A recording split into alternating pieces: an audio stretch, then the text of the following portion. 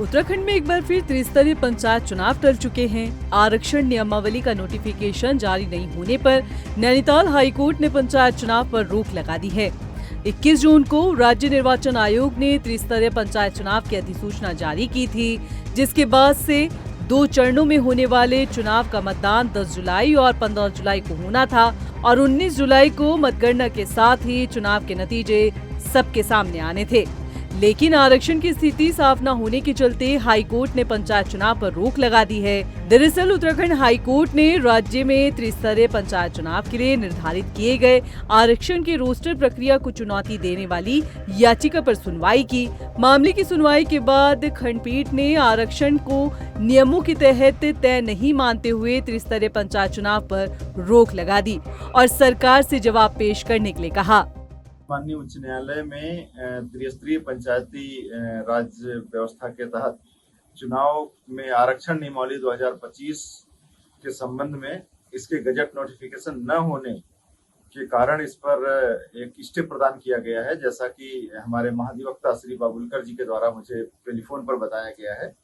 इसके संबंध में हमने रुड़की प्रेस, राजकीय प्रेस रुड़की के निदेशक श्री उमेश पांडे जी से बात की है और उनको से अनुरोध किया है कि आज ही हमें इसकी एक प्रति शासन को उपलब्ध करा दें, जो गजट नोटिफिकेशन की एक प्रति उपलब्ध करा दें, ताकि इसको अगले दिन कल माननीय न्यायालय में इसको प्रस्तुत करके स्टे वैकेट कराने की कार्रवाई की जा सके। बता दें कि बागेश्वर निवासी गणेश दत्त कांडपाल और अन्य ने हाईकोर्ट में याचिका दायर कर कहा कि 9 जून को सरकार ने एक आदेश जारी कर पंचायत चुनाव के लिए नई नियमावली बनाई। इसके बाद 11 जून को आदेश जारी कर अब तक पंचायत चुनाव के लिए लागू आरक्षण रोस्टर को शून्य घोषित करते हुए इस साल से नया रोस्टर लागू करने का फैसला लिया, जबकि हाईकोर्ट ने पहले से ही मामले में दिशा निर्देश दिए हैं।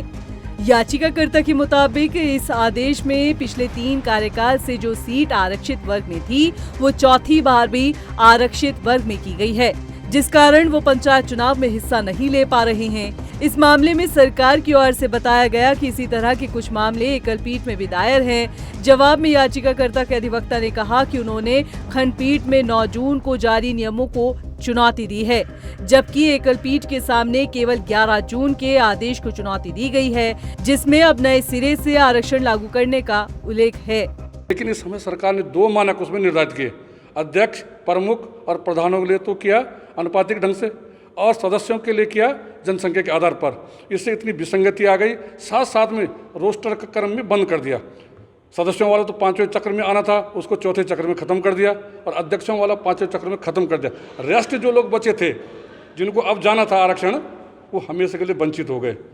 चाहे वो अध्यक्ष के 4 कम से कम जिला पंचायत अध्यक्ष होंगे उत्तराखंड के, जिनको कभी एससी का पद नहीं मिलेगा, 15 ब्लॉक प्रमुख, 200 से अधिक जिला पंचायत सदस्य और 600-700 से अधिक प्रधान, जो भविष्य में कभी इसका लाभ नहीं ले सकते। इस कारण से हम माननीय न्यायालय में गए, हमने अपील की। हम न्यायालय का बहुत बहुत धन्यवाद करते हैं कि उन्होंने हमारी याचिका को सुनवाई की और आज जैसे कि अभी सूत्रों से पता लगा कि स्टे हो गया, तो ये निश्चित लोकतंत्र की जीत है और सरकार की हार है। 21 जून को जारी अधिसूचना के मुताबिक उत्तराखंड के हरिद्वार जिले को छोड़कर 12 जिलों में त्रिस्तरीय पंचायत चुनाव कराए जाने थे, जिसे लेकर राजनीतिक दलों ने भी तैयारियां शुरू कर दी थी। मगर अब हाईकोर्ट के आदेश के बाद एक बार फिर से पंचायत चुनाव की नई तारीखों का इंतजार रहेगा।